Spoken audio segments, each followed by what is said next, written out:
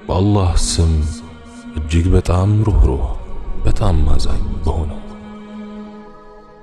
የነቢያት ታሪክ፣ የሶሐቦች ታሪክ፣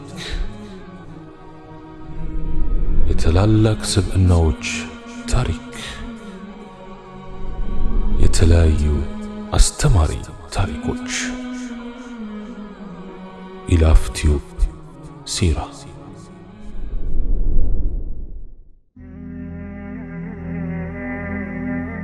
አሰላሙ አለይኩም ወረሕመቱላሂ ተዓላ ወበረካቱ። በተደላደለ ቤተሰብ ውስጥ የሚኖር አንድ መልከ መልካም ወጣት ነበር። ይህ ልጅ በትምህርቱ ጎበዝና የደረጃ ተማሪ ስለነበር አባቱ ሁሌም ያሞጋግሱት ነበር። ጊዜው የተማሪዎች መመረቂያ ወቅት ነበር። ልጅ ወደ አባቱ በመምጣት አባቴ በዚህኛው ምረቃ ከፍተኛ ውጤት ካመጣው የፈለግኩትን ነገር ትሸልመኛለህ ይለዋል። አባትየውም እንዲህ አለው፣ አዎና የኔ ጀግና፣ የምትፈልገውን ንገረኝ። በቅርብ የመኪና መሸጫ መደብር የምትገኘዋን ቅንጡ የስፖርት መኪና እንደሚገዛለት ቃል ተገባብተው ወደ መኝታቸው ሄዱ። የምረቃው ቀን ደርሶ ልጅ በዘመድ አዝማድ ታጅቦ በእልልታ ተከቦ ወደ ቤታቸው ድግስ አመሩ። አባት ሰርፕራይዝ ይሆናል ብሎ በማሰብ በተሰበሰበው ታዳሚ ፊት ለልጁ አንድን ስጦታ ያበረክትለታል። በብልጭልጭ ካርቶን ውስጥ በለስላሳ ቆዳ የተለበጠች ቅዱስ ቁርአን። ልጅ ይህንን ሲመለከት ቃል የገባልኝን እንዴት ያፈርሳል ብሎ በንዴት ጦፈ። በታዳሚው ፊት አባቱ ላይ ተመነጫጭቆ የተሰበሰቡትን ሰዎች እየገፈታተረ ከመኖሪያ ቤታቸው ግቢ ተስፈንጥሮ ወጣ። እንደወጣም አልተመለሰም። ከ20 ዓመታት በኋላ ይህ ልጅ የተሳካለት ነጋዴ መሆን ችሎ ነበር። የአባቱ ልክ ያለፈ ናፍቆት ግብ ልቡን ለዓመታት ሸብቦ ይዞት ነበር። በአንድ ቀን ጠዋት ወደ አባቱ በመሄድ ይቅርታ ለማለትና በአንድ ጎጆ ስር አንድ ላይ ለመኖር አስቦ ማልዶ ጉዞውን ይጀምራል። ወደ ልጅነት መንደሩ እንደደረሰ ያልጠበቀው ነገር ነበር ያጋጠመው። አባቱ ከ2 ዓመታት በፊት ሕይወታቸው አልፏል። በቁጭትና ሐዘን ሲብሰለሰሉ እንደቆዩም ተነገረው። እንባውን እያፈሰሰ ወደ አባቱ ክፍል ለመግባት በሩን ከፈተ። የአባቱን የልብስ መስቂያ በናፍቆት ሲቃ ተይዞ በችኮላ ከፈተው። ከ20 ዓመታት በፊት ጥሎት የከነፈው የስጦታ ጥቅልል አሁንም ድረስ በክብር ተቀምጧል። እጆቹ እየተንቀጠቀጡ ስጦታውን ከፈተው። ያቺ በለስላሳ ቆዳ የተለበጠች የቁርአን መጽሐፍ ብቻዋን ቁጭ ብላለች። አነሳት። የአባቱን እጆች የጨበጠ ያህል በናፍቆት ጨበጣት። ከስጦታ ካርቶን ውስጥ የተመለከተው ነገር ግን ወሽመጥ ቆራጭ ነበር። የስፖርት መኪናዋ ቁልፍ በማንጠልጠያዋ እንዲህ ተብሎ የተጻፈባት፣ የኔ ውድ ልጅ፣ ይህንን ስጦታ የሰጠህ አላህ እንጂ እኔ እንዳልሆንኩ እንድታውቅ ከቁልፏ በላይ ቅዱስ ቁርአንን አስቀመጥኩልህ። ሰላም ሁንልኝ፣ ሁሌም እወድሃለሁ። ልጁ ይህንን ሲመለከት ምን ሊሆን እንደሚችል ሁላችንም ገምተው። አጂብ! ልጅ ሆነን ሳለ ወላጆቻችን የሚሰሩት ነገር አይመቸንም። እንዲያውም አብዛኞቻችን ድርጊታቸውንና ሁኔታቸውን እንተችና እናጣጥል ነበር። አድገን የእነርሱ ቦታ ላይ ስንደርስ ግን ያኔ እነርሱ ሲሰሩ የነበረው ነገር ትክክል መሆኑ ይገለጽልናል።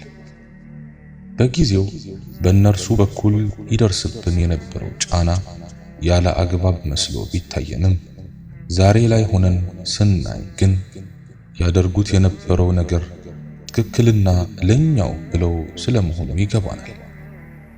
በእኛ ላይ የወላጆቻችን ውለታ እጅግ ብዙ ስለመሆኑ በጥቂቱም ቢሆን የሚገባን ልጅ ያገኘን እንደሆነ ነው።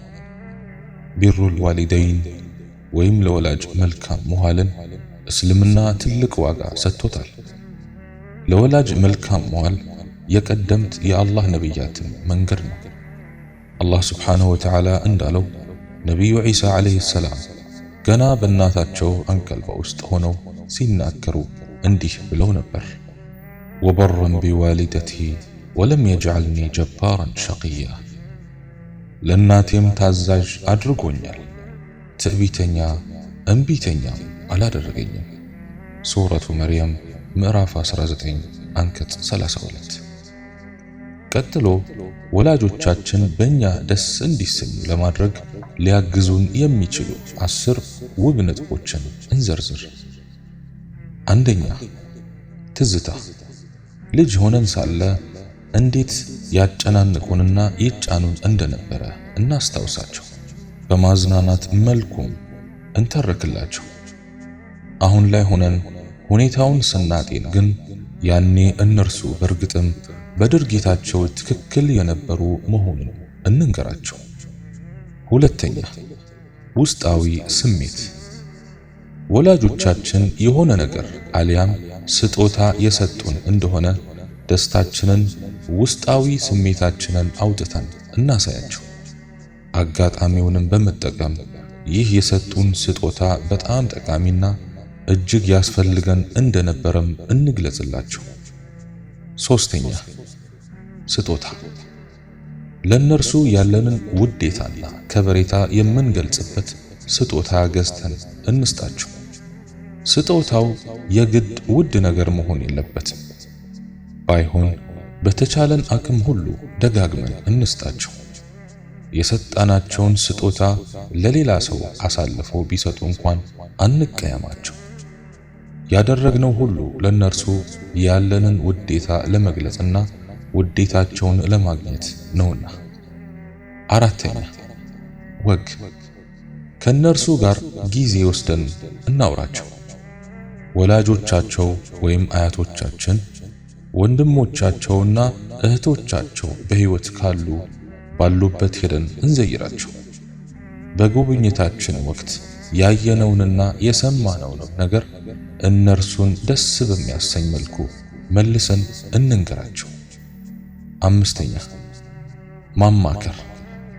ማግባት ስንፈልግ፣ ቤት አሊያም መኪና ለመግዛት ስናቅድ፣ ሩቅ መንገድ ለመሄድ ስንወጥንና ሌሎችም ከባባድ ውሳኔዎች ማድረግ ስንፈልግ እናማክራቸው። ቀለል ያሉ ነገሮችን ለምሳሌ ለጓደኛችን ልብስ መግዛት፣ ምግብ ማድረስ አሊያም ስጦታ ነገር መስጠት ስንፈልግ ሐሳባችንን እናማክራቸው። ማማከራችን ለነርሱ ያለንን ግምት ያሳያቸዋልና። ስድስተኛ፣ ጨዋታ። በልጅነታችን ወቅት ከነርሱ ከወንድሞቻችንና እህቶቻችን ጋር ያሳለፍናቸውን አዝናኝ ገጠመኞችና ትዝታዎችን ሌሎችንም በማንሳት እናጫውታቸው። ጨዋታ በመፍጠርና በመቀለድም ፈገግ እናሰኛቸው። ሰባተኛ፣ ቴክኖሎጂን መጠቀም። በፌስቡክ በትዊተርና በመሳሰሉት ገጾች የእነርሱን አባባል በመለጠፍ ለነርሱ ያለንን አክብሮት እናሳይ።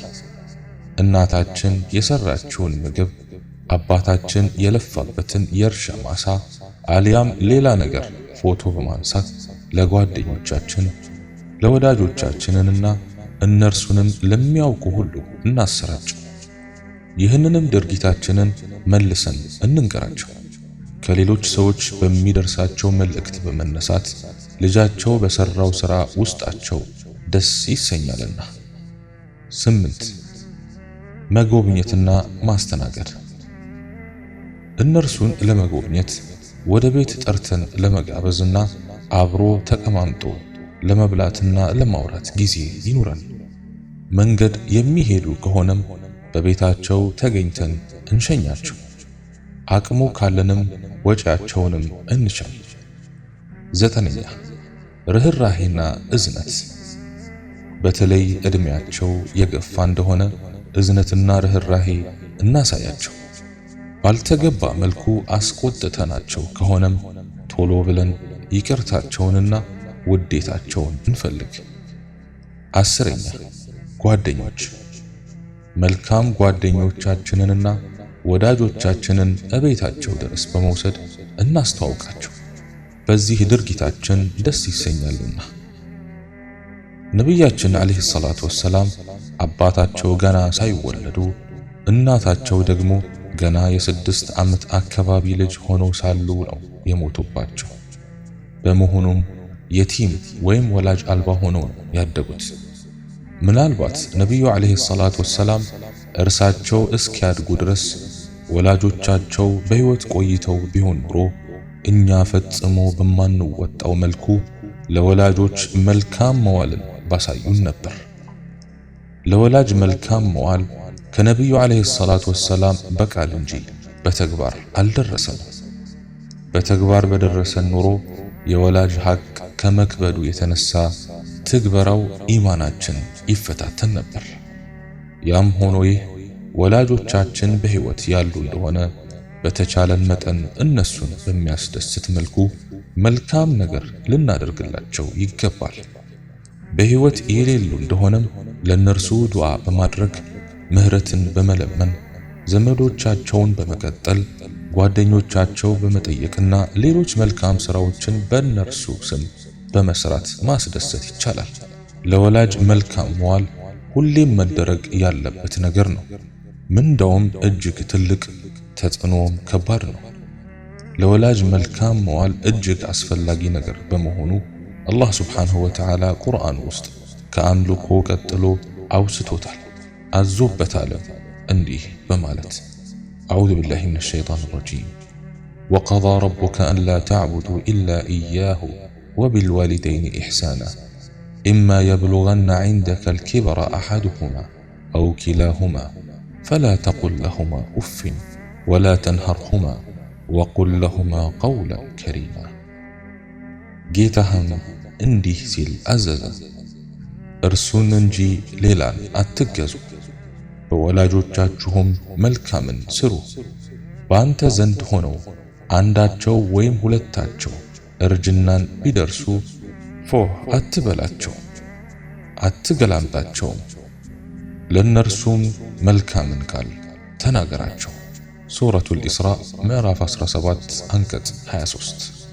ኢማም ሐሰኑል በስሪ አንድ ሰው የሱና ጾም በመጾም ላይ እያለ ወላጆቹ ጾሙን እንዲፈታ ጠይቀውት የታዘዛቸው እንደሆነ 2 ምንዳ ማለትም ለወላጅ የመታዘዝንና የጾም ምንዳን ያገኛል ይላሉ።